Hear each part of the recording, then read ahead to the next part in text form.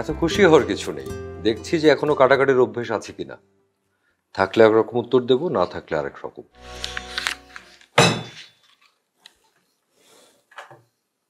কি হচ্ছে? আপনি কি ওই প্রিয়ন্তীর প্রেমে পড়েছেন?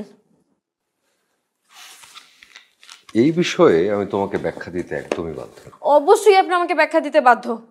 গত দুইটা বছর ধরে আমি আপনাকে একতরফা ভালোবেসে যাচ্ছি, আর কোত্থেকে হুট করে ওই প্রিয়ন্তী এসে আমাকে ডিঙিয়ে আপনার ভালোবাসা কেড়ে নিতে চাইছে।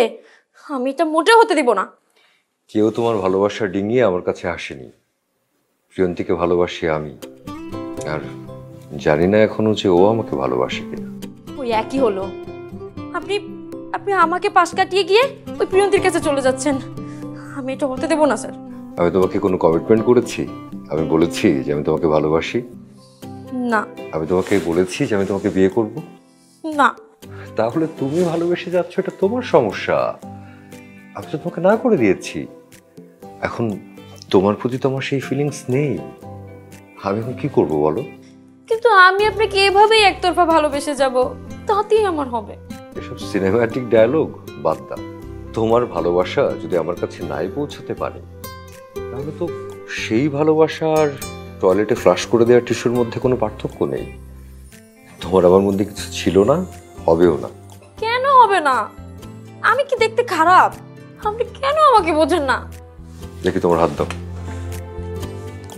দেখি। ওটাও দাও। এত খুশি হওয়ার কিছু নেই, দেখছি যে এখনো কাটাকাটির অভ্যেস আছে কিনা। থাকলে একরকম উত্তর দেব, না থাকলে আরেক রকম। আপনি দুভাবে দিন শুনি। যদি তোমার হাত কাটাকাটির অভ্যেস এখনো থাকে, তাহলে বলবো যে দেখো, আমি তো আসলে তোমাকে ওইভাবে ভালোবাসিনি, বা ওই ফিলিংসটা আমার নেই তোমার প্রতি। কিন্তু আমাকে একটু সময় দাও। তোমার প্রতি আমার মায়া আছে, ভালো লাগা আছে একটু, কিন্তু সেটা ভালোবাসা কিনা সত্যিকার অর্থে, সেটা না জেনে তো আমি তোমাকে ভালোবাসতে পারবো না। তাই আমাকে একটু সময় দাও প্লিজ।